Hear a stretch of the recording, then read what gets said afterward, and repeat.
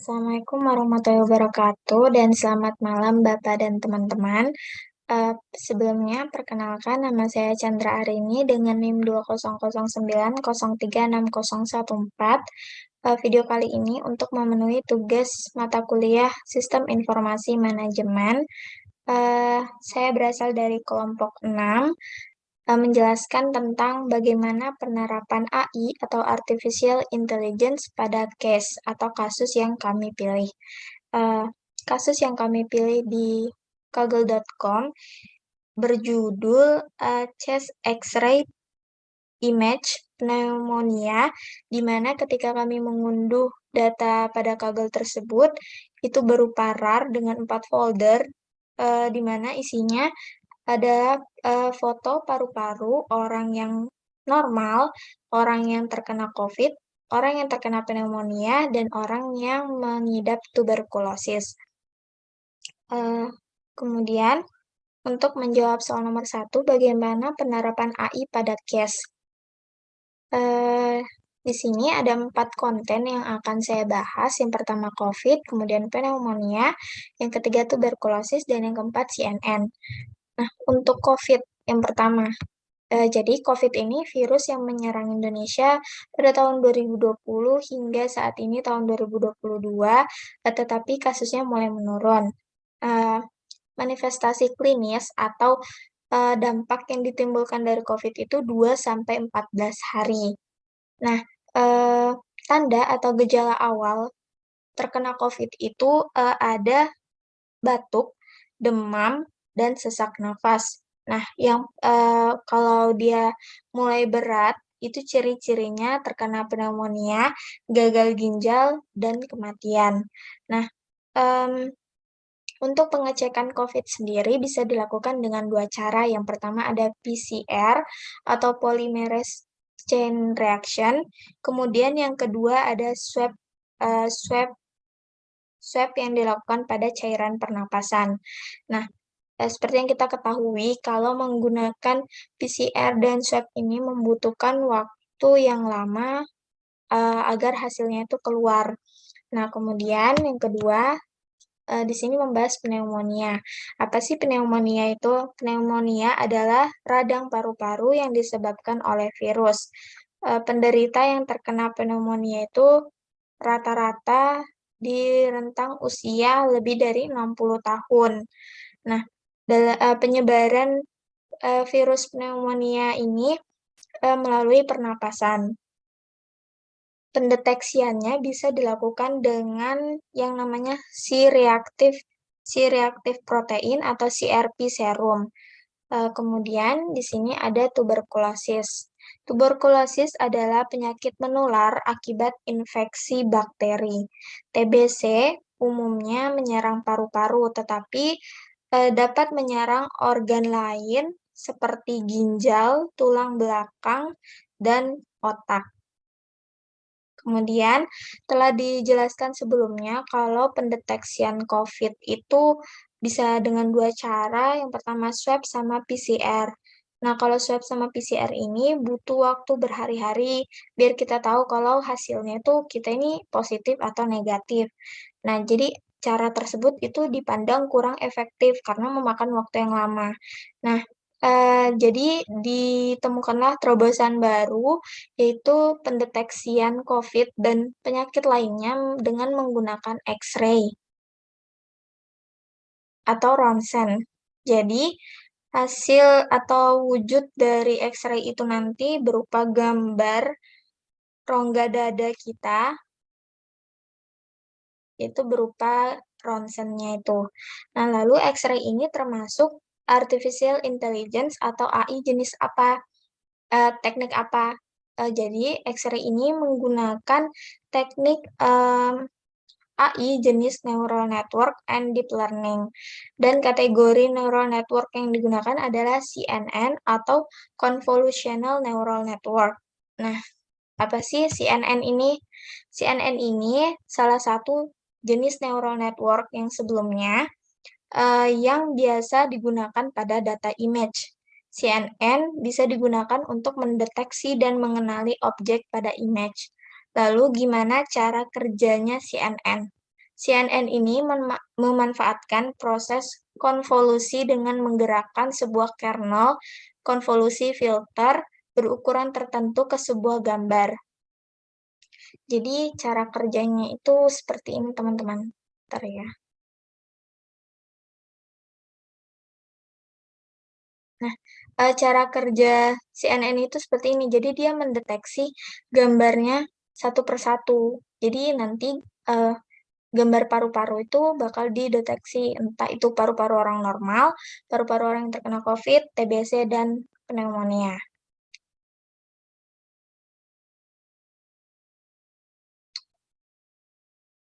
Nah, uh, jadi caranya CNN ini prosesnya itu dilakukan secara komputerisasi uh, dengan coding seperti itu. Lalu data-data uh, pada kagel yang tadi udah kita unduh itu bakal dimasukin ke coding tersebut. Kemudian CNN ini uh, bakal mendeteksi seperti gambar yang sebelumnya. Dia bakal mendeteksi gambar tersebut. Kemudian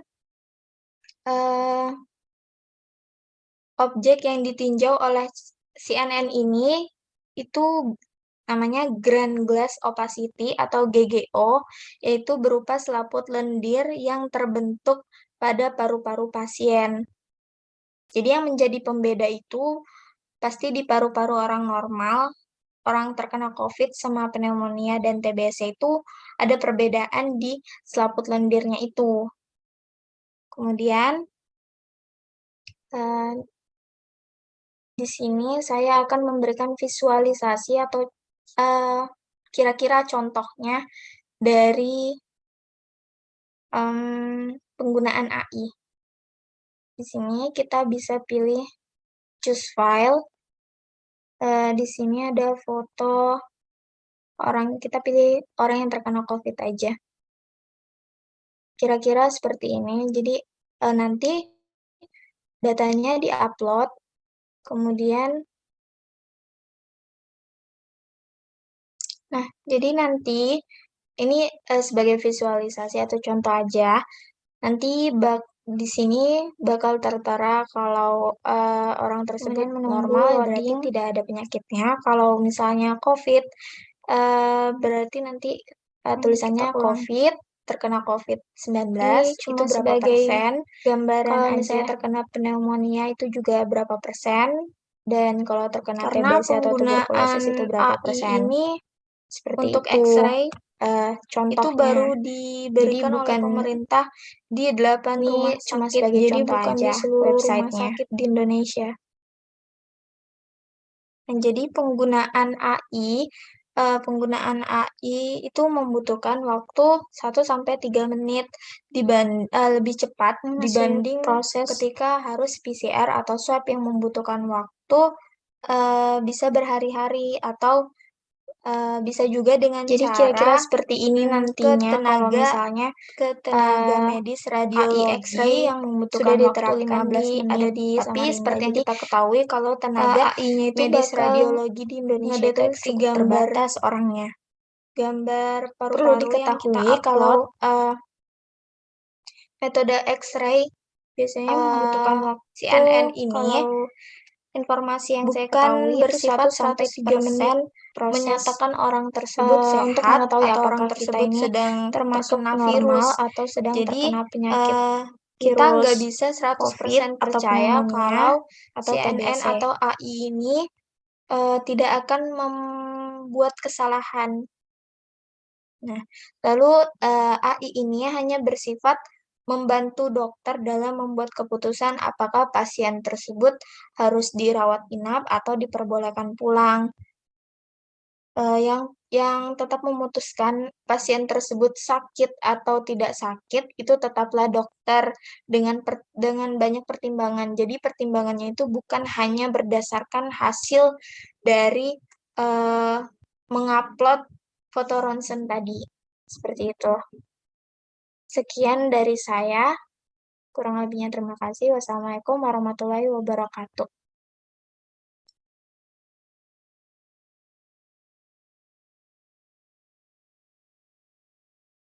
Perkenalkan, saya Nurul Hikmah dengan NIM 2009036020. Dan saya Amanda Safitri dengan NIM 2009030360008. Pada kesempatan kali ini, kami berdua akan mengidentifikasi data dari permasalahan kelompok 6 itu termasuk dalam big data atau bukan. Dengan kata lain, termasuk data kecil atau data besar. Big data sendiri itu merupakan kumpulan data yang sangat besar, kompleks, dan terus bertambah setiap waktu. Data ini dihasilkan dari aktivitas internet yang makin rutin dilakukan, baik untuk tujuan pribadi maupun bisnis. Serta, data yang terdapat dalam sistem akan terus ditambah dan dapat diperbarui sepanjang waktu. Oleh karena itu, sangat penting untuk dilakukan pengelolaan big data dengan baik. Jadi dapat dimanfaatkan untuk mendukung aktivitas pribadi. Dalam kasus yang kami ambil, pengelolaan big data yang baik dapat membantu dalam mengidentifikasi diagnosis medis dan penyakit yang dapat diobati dengan pembelajaran mendalam berbasis gambar.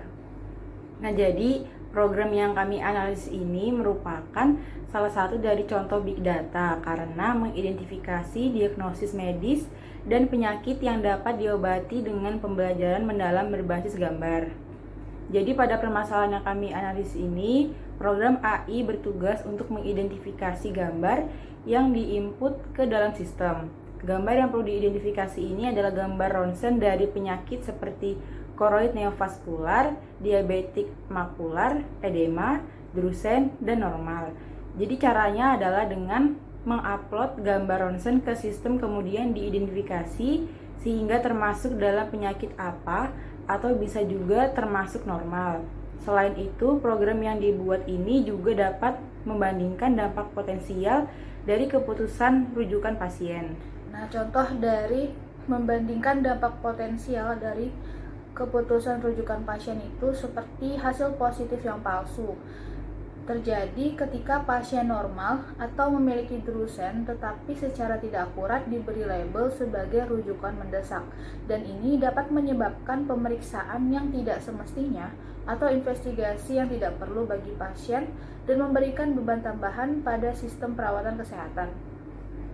Namun hasil negatif palsu jauh lebih serius karena dalam kasus ini pasien dengan neovaskularisasi koroid atau edema makula diabetik tidak dirujuk dengan tepat yang dapat mengakibatkan kehilangan penglihatan yang bersifat irreversibel.